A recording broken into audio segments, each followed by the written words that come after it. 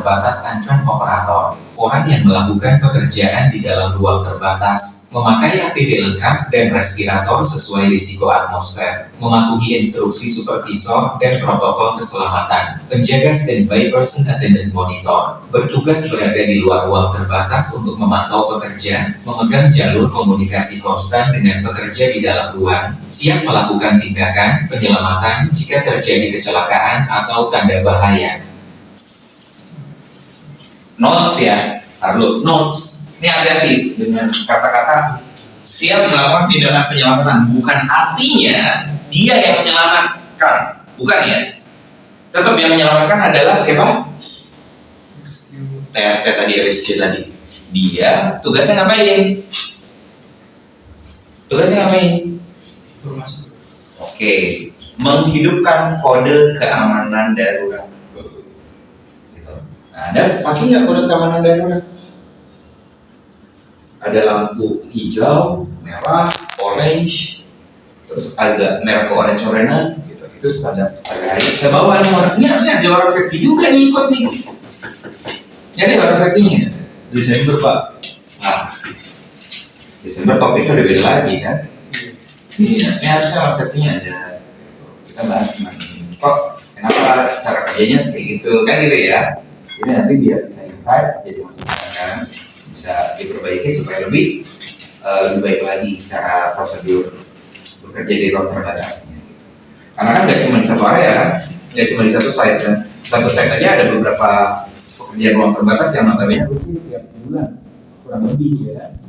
Gitu. Begitupun di site lain kayak di Cilegon juga paling jauh di boxnya di mana? Sama sih di kawasan semua Pak. Kawasan Krakatau Steel. Kawasan Krakatau Steel semua. Nggak tinggi luas sih. Nggak sampai ke KCI itu. Berarti area kawasan industri ya. Kalau itu mana Cibitung? Di boxnya ya? Sama di RW itu tadi. di kawasan RW. Orang 2000 di bawah. Enggak sih Pak. Jadi ada jalur jadwal. Maksudnya enggak semuanya kita Handle. konsumen kita enggak semua. Ada berapa titik di box? Untuk ke depan konsumen sih ada 12. Ada berapa di box? 23. 23. Berarti hampir tiap hari. Iya. Ya kan? Hampir tiap hari ngelakuin pekerjaan di ruang terbatas. Sebenarnya enggak tiap hari Pak. Kadang ya Kan 23 di box. Taruh masing-masing di box itu tiap 1 bulan sekali. Kan gitu. Betul nggak? Tiap 1 bulan sekali tuh. Gitu. Udah kan? Jadulnya ya udah. Karena Anda punya 23 di box. Ya pasti 23 hari bakalan keliling terus. Ya kan? Betul kan? Iya. Apalagi kan ternyata pelayanannya sampai 60. Nah. Lumayan tuh, gitu ya. Hari bisa 2. Gitu. Oke ya. Nah itu tadi. Jadi ketika terjadi darurat, dia nih yang hidupin kode keamanan darurat. Gitu. Nah, ketika sudah hidupin kode, rescuenya buru-buru melakukan penyelamatan. Tentunya rescuenya sudah tahu APD apa yang harus dipakai, segala macam. Jadi langsung. Dan ini nggak mentang-mentang dia niat nolong, tapi kan dia bukan penolong. Beda ya, niat nolong sama penolongnya. Gitu. Dan takutnya dia latah. Wah, temen gue tuh lepak gitu. Dia buru-buru. Nah kan itu yang bahaya ya. Dia tidak punya kemampuan rescue, tapi dia punya niat nolong bantu temannya. Dan akhirnya orang yang seperti inilah yang biasanya meninggal. Gitu. Di beberapa proyek-proyek ruang terbatas itu banyak kan yang meninggal nolong. Gitu. Oke, kita lanjut. Tim penyelamat emergency response team siap masuk jika terjadi kondisi darurat seperti kekurangan oksigen, ledakan, atau paparan gas berbahaya. Memiliki peralatan penyelamatan lengkap seperti SCBA, tali pengaman, dan first aid. Jumlah minimum personel. Menurut standar OSHA 29 CFR 19100146 dan Permenaker RI nomor 5 tahun 2018, minimum personel 3 orang, entry operator masuk dan bekerja di ruang terbatas, standby attendant di luar ruang terbatas memantau pekerja, entry supervisor safety officer bertanggung jawab atas keselamatan dan prosedur, tambahan personel, jika pekerjaan berisiko tinggi atau ruang terbatas sulit diakses, disarankan menambah tim penyelamat yang siap setiap saat untuk evakuasi. Nah, ini udah diketahui minimumnya Pak. Minimum personel itu 3. Siapa aja? Entrance, attendant, sama Safety officer. Gitu. Oke. Ya, jadi kayak tadi kisah ada safety-nya mah di sana gitu. Ada itu, nah itu yang nggak bisa. Jadi harusnya gitu. Nah ini kan yang menghalang supaya benda nggak jatuh ya. Gitu. Nah, gimana ini semua? Kita bisa pakai yang tadi. Jadi kalau ada yang bilang bahaya itu nggak bisa dieliminasi, nggak bisa dihilangin, setuju atau tidak, Bapak? Sumber bahaya nggak bisa dieliminasi.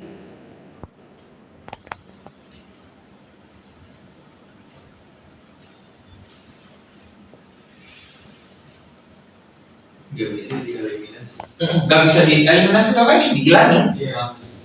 Bahaya nggak bisa dihilangin. Betul atau salah? Sumbernya Iya, sumber bahayanya nggak bisa dihilangin. Betul atau salah? Salah. harusnya bisa. Harusnya bisa kan? Nah, contohnya gimana? Contohnya kan kita harus perencanaan dulu sebelum memulai pekerjaan. Sumber bahaya yang bisa dihilangin. Contohnya apa?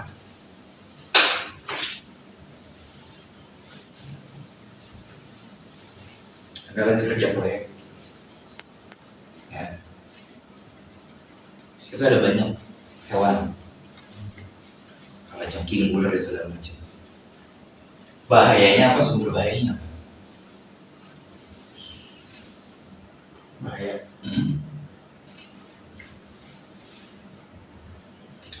Sumber bahayanya terpatuk hewan berbisa, ya. Bahayanya keracunan atau kematian, betul? Bahayanya. Lalu bisa nggak ada eliminasi? Bisa kan sebenarnya? Matiin aja ularnya kalau lihat, betul kan? Iya. Cara ngambilnya sampel pengukurannya nggak dikasih tahu. Terus teknik pengukurannya berapa kali Bapak ambil baru, oh ya berarti ini perlataan, ini yang benar juga nggak dikasih tahu. Ya iya. Ada kan gitu ya, sama aja nih. Bapak bisa naik motor bisa. Tapi sama pembalap yang emang di sirkuit itu beda, ini tuh ya. Mereka terlatih, handal gitu. Kayak gitu sama modelnya gitu. Nah ini perlu banget kalau saya rasa apa namanya. Terlebih nanti besok ya kita akan buka gimana sih pelaksanaan pekerjaan di ruang terbatas yang benar gitu. Banyak saya tanya, Bapak punya nggak prosedur kerja di ruang terbatas? Ada nggak prosedurnya? Prosedurnya nggak ada. Maksud sih? Nggak tahu juga sih. Belum ditanyain lagi. Ya, coba cek HSE-nya deh. Ada nggak prosedur bekerja di ruang terbatas? Ternyata ada. Waktu pas kemarin Hazo, itu yang bapak-bapak, siapa? Yang manajer HSE? Pak, kalau Bibi, Siapa? itu dia Bibi. Kan lumayan udah sepuh juga kan, dia. Sama asistennya yang perempuan. Iya. Dia bilang ada. Makanya saya nggak minta. Berarti Nah, tapi ini kenyataannya dalam pelaksanaannya Anda melakukan itu tidak di core, tidak di apalagi itu. Nah, itu yang merugikan apa namanya sistem. Jadi pernah nggak auditornya datang ke Jibo? Pernah. Karena dia nggak tahu cuma di sini doang.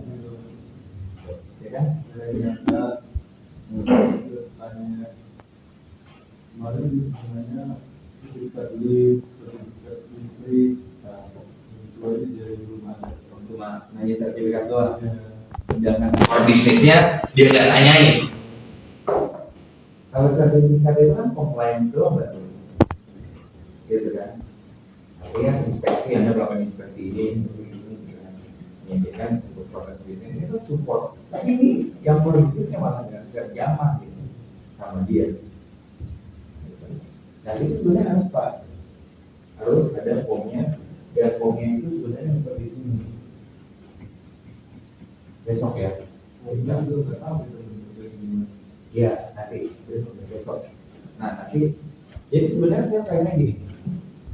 Jadi besok assessment itu Bapak benar-benar ngelakuin seolah-olah ya ngelakuin kan udah sering kan di Gbox.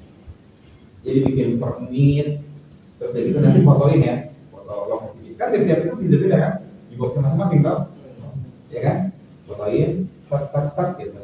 Terus apa aja yang lama pertama yang Bapak lakuin? Sama nggak dengan yang diatur di sini? Nanti itu ada gap. Nah itu yang menjadi perbaikan. Jadi secara tidak langsung yang melakukan perbaikannya bukannya Bapak, tapi Bapak ngajarin aja sesuai dengan apa yang biasa Bapak lakuin. Nanti saya yang komen kan, kok yang ini nggak ada ya?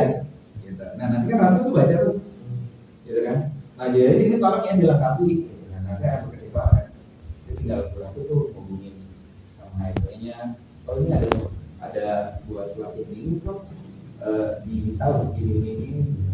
Jadi teman-teman udah ngikutin itu aja berdasarkan gitu ya.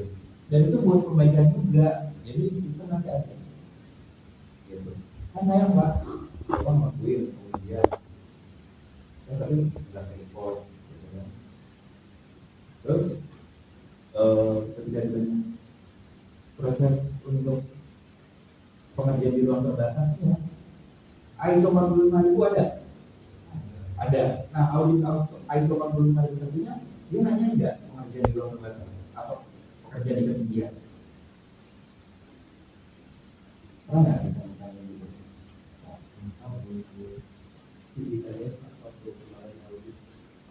Di mana? Di sana itu yang oh internal. Itu internal. Lalu kalau internal sudah, berarti ada perbaikan, ada kompetensi, betul. Nah, gitu. Itu sebenarnya jauh lebih bagus ditemukan dari internal, eksternal yang namanya namun berarti kita di internal semuanya tidak ada yang enggak. Tapi kalau dari internal sudah melakukan audit satu sama lain, nah, itu jauh lebih baik dia dan care. Oke, nah besok assessment kita kayak gitu membuat apa namanya melakukan pekerjaan di ruang terbatas, yaitu apa di box, gitu ya. Jadi nanti ada prosedurnya, ada laporin dan prosedur dari apa ini, gitu. Terus ini lokasi di box saya, fotoin, maksud, gitu kan. Terus begitu salah satu itu begini, dah sekarang terjadi, gitu kan. Jadi itu aja Pak, nanti baru sekarang bandingin, oh ada dari ini mana info ininya, gitu kan. Belum ada, nah nanti baru ini ya saya kasih ya formnya ya, tolong nanti dibantu diisi. Nah jadi dari situ, iya, nah nanti dari situ kan berguna tuh, bisa diomongin sama kayak ini bisa kita pakai ya nanti. Ada kebermanfaatan teman-teman di sini gara-gara ikut pelatihan ada hal pembaruan di manajemen perusahaan gitu. Itu tujuan ya.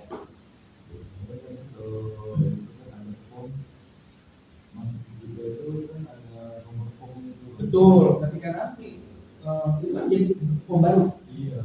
Itu harus diregistrasi itu lama banget. Oke, sebenarnya registrasi itu nggak terlalu lama. Nggak perlu, Bapak dokumen kontrolnya siapa? Kita. Nah, dari departemen. Iya, dari departemen operasi.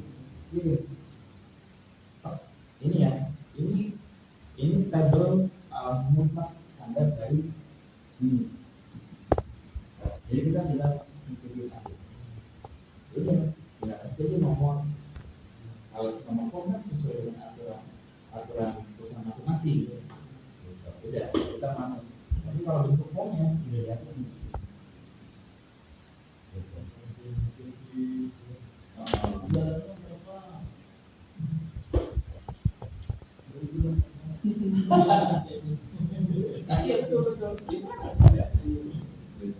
Dan nggak boleh. Nggak, kan Bapak nanti kan nulis ya. Lalu saya melakukan pengecekan, monitoring udah atmosfer gitu kan dengan gas casting. Itu kan ada keanehan tuh. Nanti tulis saja serunutan sebenarnya yang Anda kerjain gitu kan. Nah, nanti saya bilang, loh, yang kewenangannya kan Anda dari situ. Kalau Anda buat sebagai teknisi ruang terbatas, Anda kerjanya ya sebagai teknisi ruang terbatas. Kalau Anda sebagai inspeksi gas, ya inspeksi gas, udah beda gitu. Nanti kan bisa ketahuan, oh ternyata nggak boleh ya. Itu harus ada, ya beda orang, nggak boleh jadi satu gitu. Rekaman kerjaan satu orang Banyak job desk. banyak job desk gitu. Job desk banyak. Jadi ya nggak bisa itu kayak gitu. Oke, kita lanjut ya. Terus 2010 ada lagi kecelakaan di tangki di Piko Kutai. Habis itu ada lagi kecelakaan kerja di bak sludge di area PT Pertamina Cilacap tahun 2011. Nah ini habis itu nggak dikumpulin lagi. Sekarang udah 2025 kan, gitu ya. Terakhir itu apa Bapak berita yang Bapak tahu mengenai kecelakaan bekerja di ruang terbatas? Ada nggak infonya?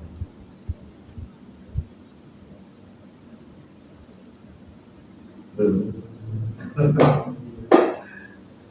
Nah itu bukti bahwasanya ya, data-data kecelakaan itu yang tidak dilaporkan pada ada format untuk melaporkan insiden. Gitu Pak. Tapi nggak tahu kenapa kita selalu dipaksa untuk tidak melaporkan sejujurnya. Oke?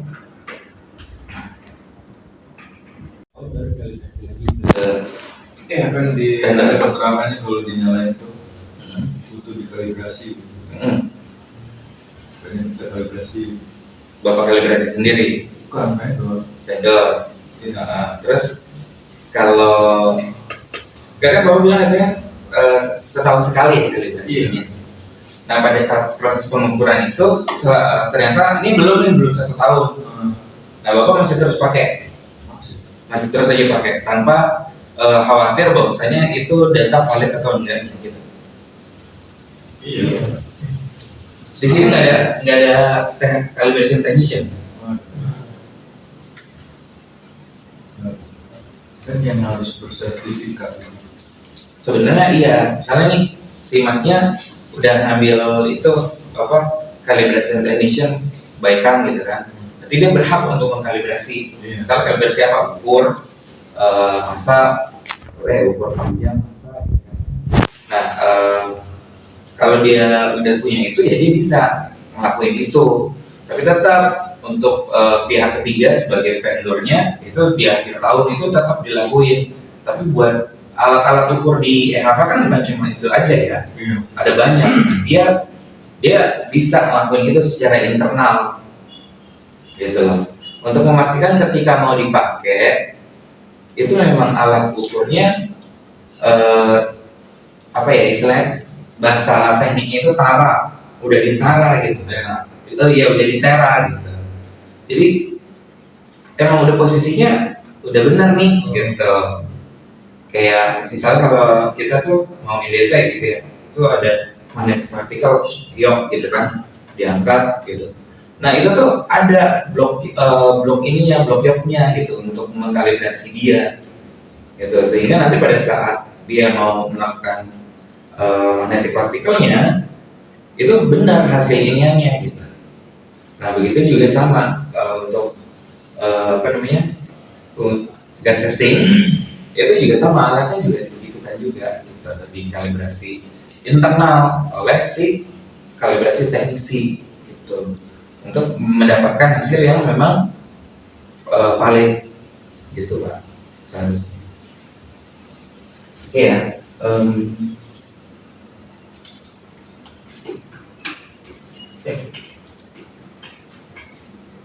Definisi atmosfer berbahaya di ruang terbatas. Atmosfer berbahaya adalah kondisi udara di suatu ruang terbatas yang dapat menimbulkan risiko kesehatan, cedera, atau kematian bagi pekerja jika mereka terpapar. Kondisi ini biasanya terkait dengan kandungan gas, uap, atau partikel yang tidak aman bagi manusia, atau kekurangan oksigen.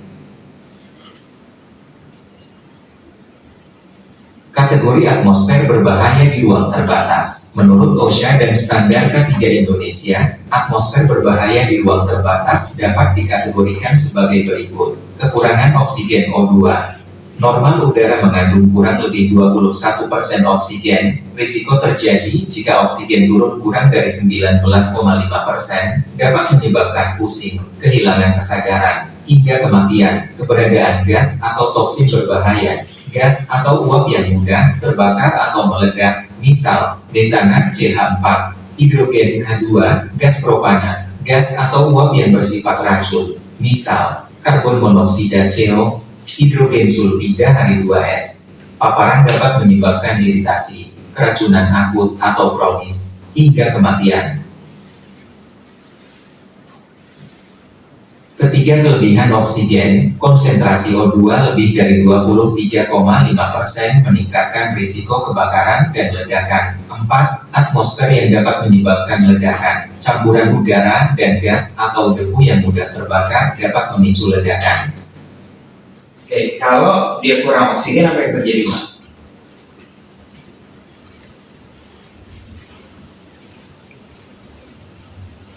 O2. Berapa standarnya di alam? 20%.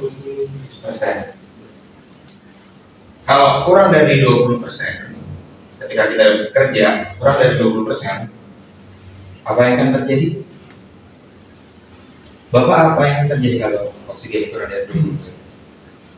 Merasa pusing, mual, tiba-tiba langsung unconscious. Atau beda alam. Atau apa namanya, tidak sadar gitu ya. Nah itu kalau dia kurang dari 20%. Pertanyaannya, apa yang akan terjadi kalau dia lebih besar dari 20%?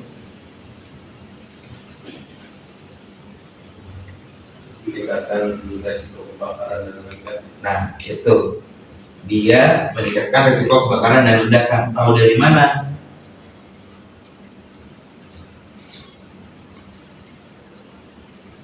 Nah, prinsip segitiga api apa? Segitiga api, api kebakaran bisa ada karena apa? Pertama, bahan bakar,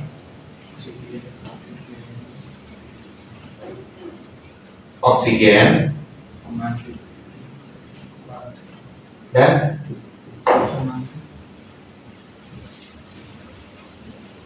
pematik biasanya apa? Penyulut. Nah, oksigennya kaya. Terus Bapak punya bahan bakar. Habis itu ada pematiknya, ada penyulutnya. Kira-kira ini siapa penyulutnya biasanya? Penyulutnya biasanya siapa?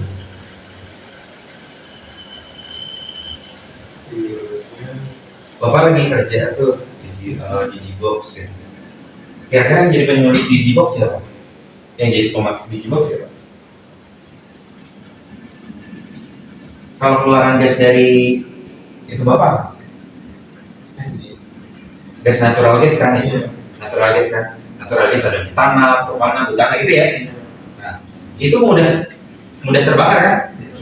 Nah, berarti itu pemati gitu dia. Gitu. Ketika terjadi kebocoran ya, maka bisa menimbulkan kebakaran atau justru ledakan. Gitu. Yang kedua apa lagi? Kalau dia dalam bentuk debu, misalnya di boxnya Bapak itu ada pabrik gandum, dekat pabrik gandum, giling-giling gitu kan, tiba-tiba debu-debu gandumnya dekat area boxnya Bapak, gitu. Terus udah gitu nggak pernah di-cleaning, untung banjir ya, kalau nggak banjir mah udah dia nggak pernah di-cleaning gitu kan, ngumpul lah dia di situ. Terus pas Bapak Bapak lakuin mau inspek gitu kan, tiba-tiba ada bocor dikit, bocor halus gitu ya, keluar tuh, ketemu sama serbuk tadi itu, jadilah dia atmosfer ledak. Oh, tiba-tiba meledak. Oke, itu namanya atmosfer ledak. Jadi ini dilihat nih, jangan sampai konsentrasinya lebih daripada 20. Ya. Nah, orang di sini sih 23,5 ya, udah pasti lihat dari 20 ya. Kita main amannya 20 plus minus 1. Oke. 20 plus minus 1. Ketika udah 19, berarti hati-hati dia punya kesempatan atau punya risiko untuk tidak sadarkan diri. Nah, tapi ketika sudah 21 ke atas, gitu, hati-hati, ini punya risiko kebakaran atau meledak.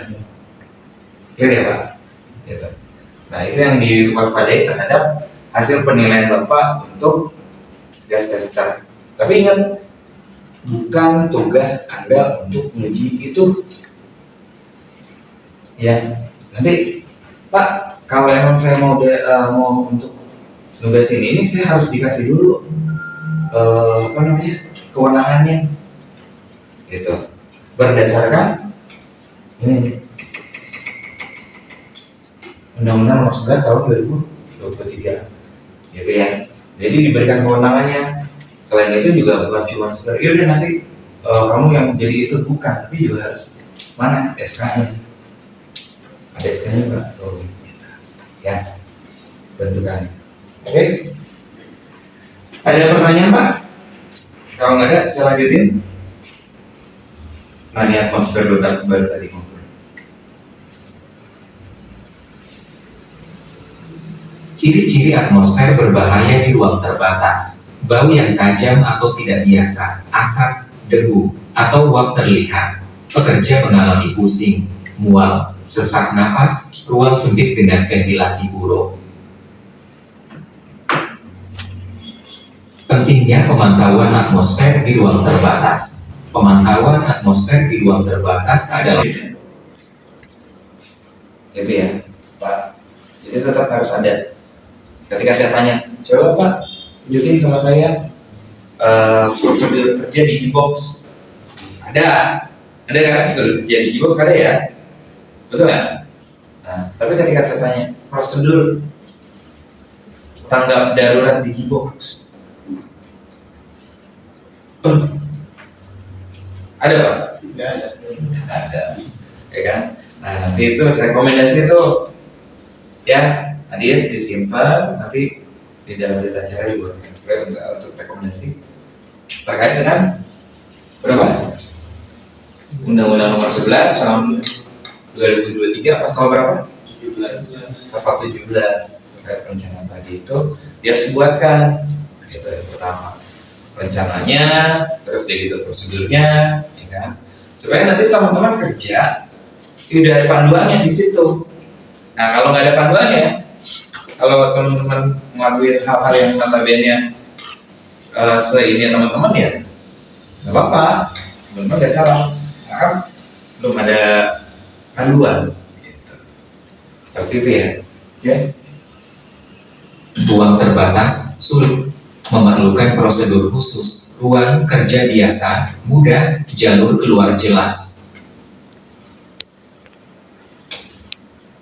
Syarat ruang terbatas, memiliki akses terbatas pintu masuk atau keluar sempit, sulit untuk evakuasi cepat. Ventilasi alami terbatas sirkulasi udara buruk sehingga berisiko kekurangan oksigen atau penumpukan gas, bukan untuk ditempati rutin, tidak dirancang sebagai tempat kerja utama, hanya untuk perawatan, inspeksi, atau perbaikan.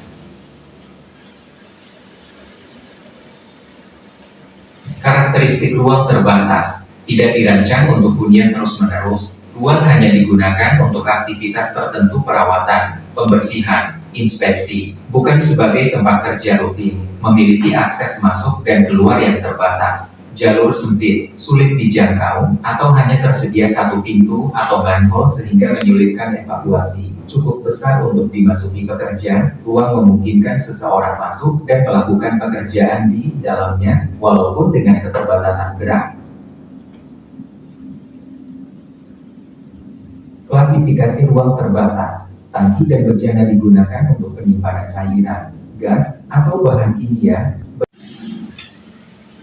Tujuan, memberikan pemahaman tentang jenis dan klasifikasi ruang terbatas, menjelaskan karakteristik teknis ruang terbatas yang menimbulkan risiko keselamatan dan kesehatan kerja, membekali peserta agar mampu mengenali perbedaan ruang terbatas di tempat kerja, meningkatkan kesadaran pentingnya pengendalian bahaya berdasarkan klasifikasi ruang terbatas.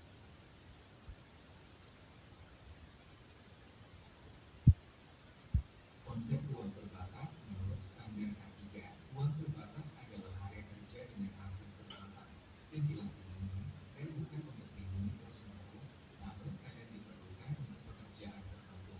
Dalam perspektif K3, ruang ini berbahaya karena berpotensi menimbulkan risiko serius seperti gas beracun, bahaya ledakan, suhu ekstrem, serta sulitnya evakuasi. Oleh karena itu, setiap pekerjaan di ruang terbatas wajib diawasi ketat melalui izin kerja, pemantauan atmosfer, penggunaan APD, ventilasi, dan prosedur tanggap darurat untuk melindungi pekerja.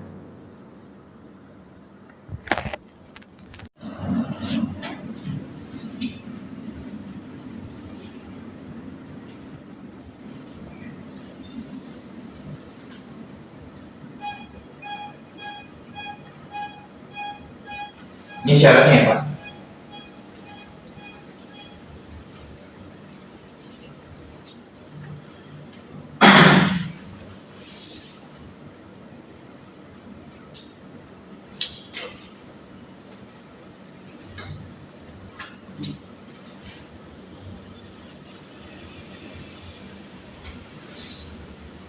Nah ini dia.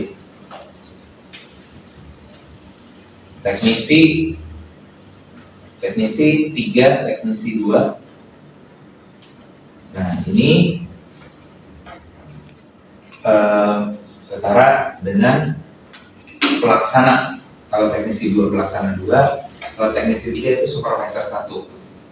Jadi dia sudah mengarah kepada proses pembuatan atau pengkajian-pengkajian gitu ya.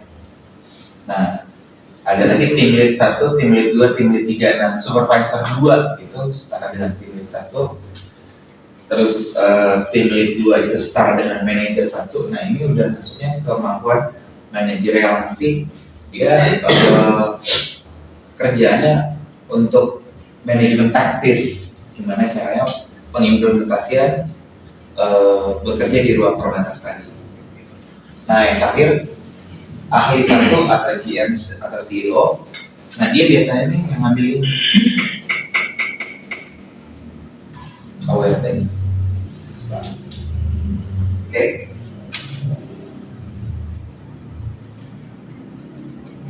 Nah, ini KKNI-nya.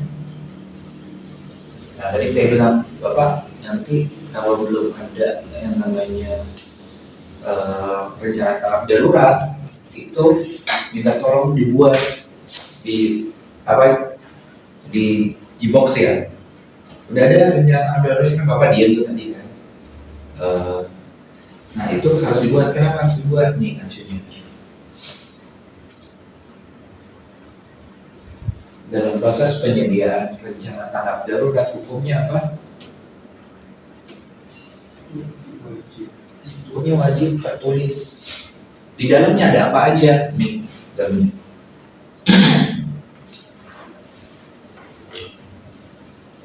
Identifikasi potensi keadaan daruratnya. Itu yang pertama. Misal keadaan daruratnya gara-gara apa? Gara-gara gas. Nah, gimana caranya tanggap darurat tadi ketika ada gas apa yang bisa disebutin? H2S, CO. Nah, kalau ada orang kena H2S gimana cara nanganinya? Kalau ada orang kena CO gimana cara nanganinya? Itu dituliskan. Gitu ya, Pak. Oke.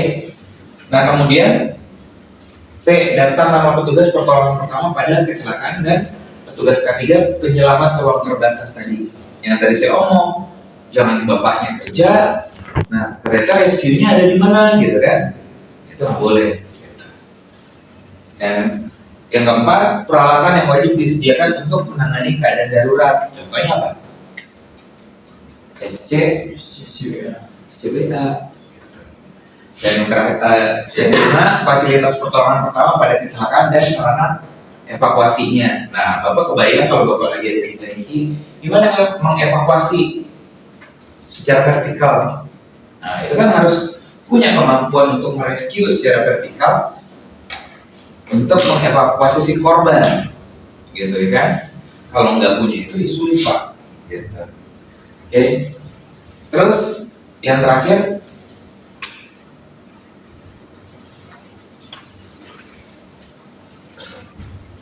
nih. Jadi Bapak pada saat melakukan sebelum melakukan yang namanya pekerjaan di ruang terbatas, pasti Bapak harus diuji dulu sama si yang mengetahui pekerjaan tersebut. Misalnya kan HSE supervisor ya. Nah, dia nanya ke Bapak, coba deh potensi bahaya apa aja yang kamu ketahui dalam pekerjaan ini. Terus sebutkan, biar Bapak tuh aware, biar Bapak tuh sadar, oh iya ya, saya punya potensi bahayanya ini gitu. Nah, kalau sudah begitu, ketika terjadi bahaya, Bapak juga pasti punya kontak si HSE-nya tadi itu. Ketika nanti Bapak kenapa-napa, Bapak bisa nanti merujuk ke dia langsung gitu. Nah, kalau nggak pakai itu, nggak pakai HP gitu, ya berarti Bapak pakai HT ya. Oke. Nah, ini dinas lokasi dan jalur evakuasinya sama nggak? Sama kayak jalur evakuasi kebakaran. Sama nggak Pak? Hah? Sama, orang sama-sama mengevakuasi korban. Gitu. Ya. Oke, baik. Tadi di pengantar HAC kita mengetahui ya bahwa potensi-potensi bahaya yang ada.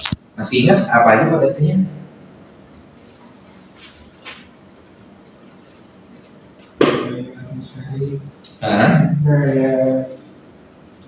Bahaya mekanik, bahaya biologis. Bahaya mekanik, bahaya biologis. Nah, sekarang kita akan coba putarkan untuk potensi bahaya di ruang terbatas apa aja sih? Sebenarnya teman-teman mengenali, ya. Kalau sudah mengenali ketika nanti di-assess sama si HSE-nya, kalau ternyata ada yang kurang, Bapak bisa nambahin. Ini ada potensi bahaya ini loh. Kok kamu belum ada yang dilakukan? Oke, ya.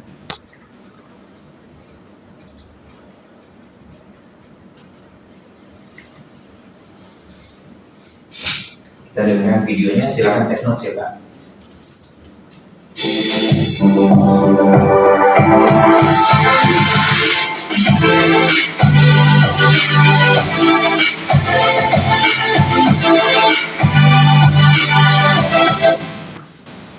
Potensi bahaya di ruang terbatas.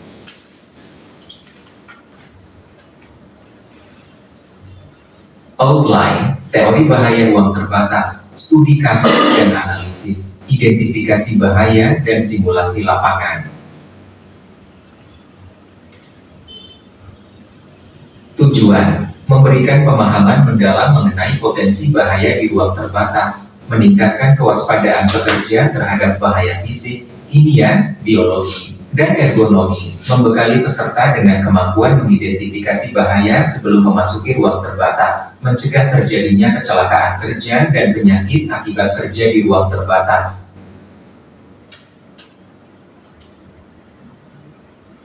Teori bahaya ruang terbatas.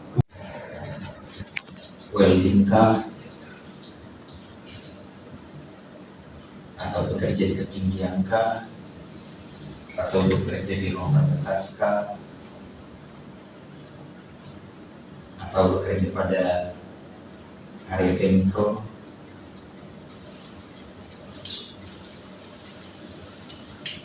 Nah, jadi data yang pertama ditempati oleh bekerja di ruang terbatas ini. Tapi kebanyakan yang meninggalnya bukan pekerjaannya, orang yang nolongnya. Itu kebanyakan ya Pak. Nah, kan tadi pekerjaannya tuh dua di bawah, satu voucher di atas, betul? Tiba-tiba yang di bawah pingsan dua-duanya. Pasti hasrat si vouchernya apa? Pengen nolong kan? Ya kan? Dia niat nolong, terjun lagi dia, nggak pakai apa-apa, nggak punya apa-apa, terjun dulu nolongnya. Nggak taunya dia juga ikutan. Kenapa? Karena dia tidak dibekali dengan kemampuan rescue di ruang terbatas. Boleh nggak kayak gitu harus? Boleh nggak kayak gitu kalau menyelamatin orang? Dia kalau nggak diselamatin dengan cepat, dia bisa ini gitu kan? Biasanya kan konsep pikiran gitu. Iya. Nah, kalau rescue, kita nggak boleh langsung nyelamatin aja. Kita lakukan assessment terlebih dulu. Aman udah buat kita nyelamatin itu orang? Kitanya dulu nih, kita udah proper belum? Udah APD-nya udah lengkap belum untuk nyelamatin dia? Dia paling tidak standar yang dia pakai dengan yang kita pakai itu sama APD-nya, gitu. Sehingga nanti pada saat kita ke bawah itu kita juga udah terlindungi sama seperti si pekerja tadi yang lagi kerja, gitu Pak. Lambat. Nah, jadi lambat dong. Itu gunanya yang namanya rescuer tadi. Ketika voucher tahu ada itu, dia langsung kontak. Makanya tadi saya tanya kan, ada nggak rescuer yang pada saat ada gitu? Ada, tapi di room control gitu. Ya. Pertanyaannya, standby lagi ya, dengan APD yang Anda pakai sesuatu sama nggak? Takutnya, nah itu yang umumnya terjadi. Takutnya pada saat Anda lagi kerja, dianya lagi berpakaian seperti biasa saja, ya kan? Nah, tiba-tiba Anda mengalami insiden, dianya nggak siap dengan itu. Even dia udah dibekali dengan kemampuan merescue ya, vertical rescue misalnya gitu kan. Dan jangan salah Pak, kalau udah masuk ke tangki, itu nyelamatinnya bukan nyelamatin yang biasa-biasa aja, tapi Anda harus punya kemampuan untuk vertical rescue. Tahu ya vertical rescue? Vertical gini kan ya? Kalau masuk tangki, ini tangkinya, gitu. Nah orang kerja di dalamnya, kan tentu turun ke sini kan? Mau nyelamatin ini kan diangkat ke sini loh, iya kan? Nah kalau dia nggak punya kemampuan untuk vertical rescue nih, bisa misalnya fracture, patah nih. Yang tadi yang nggak patah, tadi yang cuma dislokasi kegeser. Karena Anda nggak punya kemampuan buat itu, Anda menendis. Nah, akhirnya patah. pernah kejadian orang yang nggak punya vertical rescue. Ini kejadian di Telkom, tuh ya Pak. Makanya diuji sama owner Telkom. Kalau lo mau tender tempat gua, coba nih orang itu suruh bawa boneka, Pak. Bawa boneka, dipeluk naik ke atas, terus udah itu kerja, terus turun bawa lagi boneka itu. Boneka itu nggak boleh sampai kenapa-napa. Nah, mereka enteng kok. Bonekanya kan ada boneka, bukan boneka itu Pak, boneka yang emang dikasih beratnya berapa kilo, ada Pak boneka itu. Nah itu pas naik tak gitu ya sama orang itu ada anginnya Pak, dinginin simulasi angin. Ketika dia nggak mampu ngejaga itu orang, bonekanya tak sampai besar, palanya copot gitu ya, itu langsung gagal. Nah itu saya diundang sama Telkomsel Indonesia untuk melatih mereka case-nya tuh, kejadiannya gitu. Nah makanya yang namanya vertical rescue itu penting gitu Pak. Tapi ini kan kita bukan lagi bicara tentang rescue-nya, tapi kita bicara tentang ruang terbatas. Tapi ini berhubungan Pak. Jadi ketika nanti Anda merescue, kalau horizontal rescue mah gampang, ya kan? So gampang. Tapi kalau vertikal, belum lagi kalau ternyata dia kerja di ketinggian gitu kan, ternyata tankinya ini 3 meter, ya kan? Berarti kan dia juga harus punya kemampuan untuk bekerja di ketinggian tuh kan, gitu. Manjat, tak, naruh angkornya, kayak gitu Pak. Rescue-nya harus seperti itu. Nah, selama ini kan orang Indonesia gampangin aja Pak. Orang belum pernah juga kejadian gitu, jangan aja. Nah one moment kalau kejadian baru dia nyesel gitu. Gitu. Oke.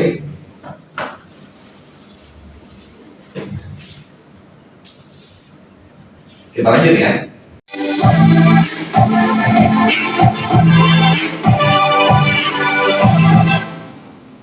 Koordinasi TRT, AMWRT, AMART, dan AURT pada kegiatan di ruang terbatas.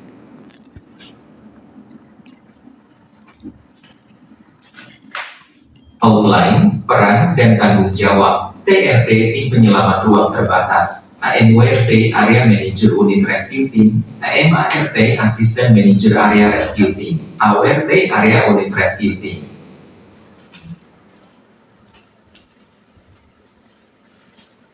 Tujuan, memahami peran dan tanggung jawab masing-masing TRT, AMWRT, AMART, AURT, menerapkan prosedur kerja aman dan sistem izin kerja di ruang terbatas, melakukan koordinasi efektif dalam situasi normal maupun darurat. Pertama, TRT, tim penyelamat ruang terbatas Confined Space Rescue Team. Tugas utama, melakukan penyelamatan rescue terhadap pekerja yang mengalami keadaan darurat di ruang terbatas. Tanggung jawab, memastikan seluruh peralatan penyelamatan tripod, SCBA, tali, harness, gas detector, alat komunikasi siap pakai, siaga di luar ruang terbatas selama pekerjaan berlangsung, melakukan rescue cepat dan aman jika terjadi insiden kehabisan oksigen, paparan gas beracun, pingsan, dan lain-lain. Memiliki sertifikasi pelatihan Confined Space Rescue dan kompetensi P3K dan penggunaan SCBA, berkoordinasi dengan AMWRT atau AMART AURT dan permit assure dalam sistem izin kerja work permit system.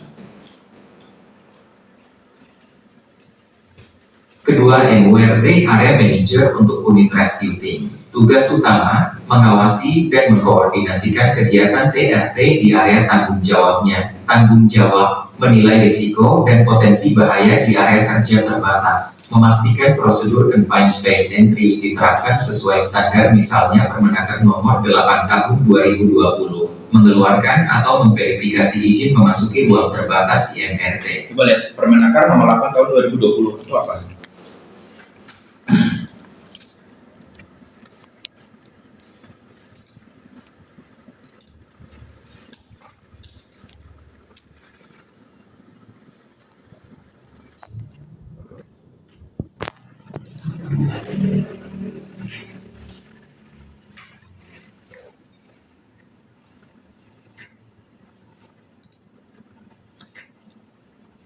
Tuh. Tentang nggak takut.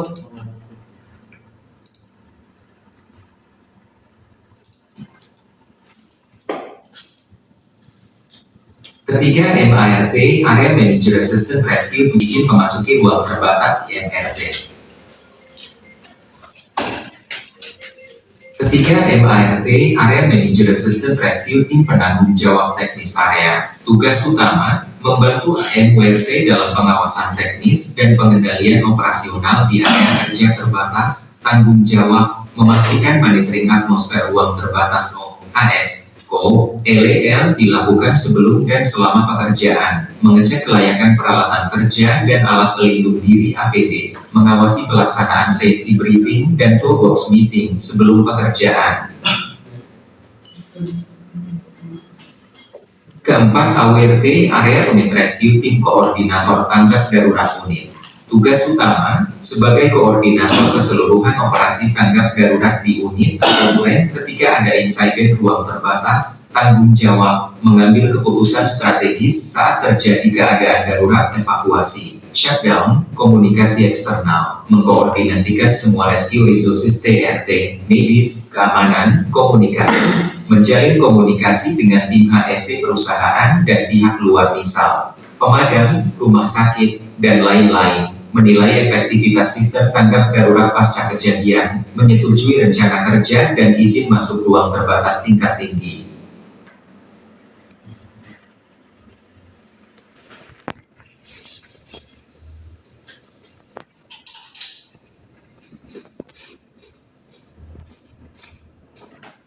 Atau perawatan, perbaikan, dan penyelamatan.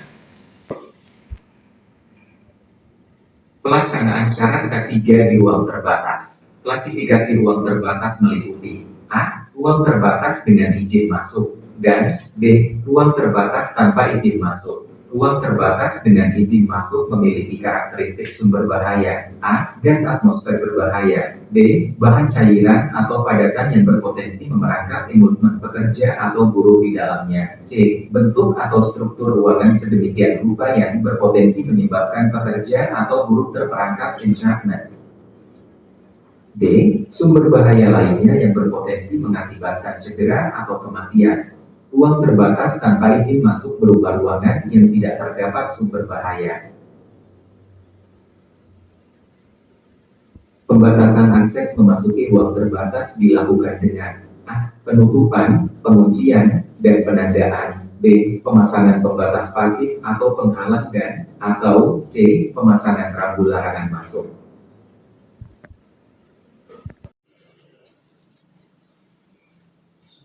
Sejauh ini sih nggak ada gitu ya, sejauh ini nol gitu ya.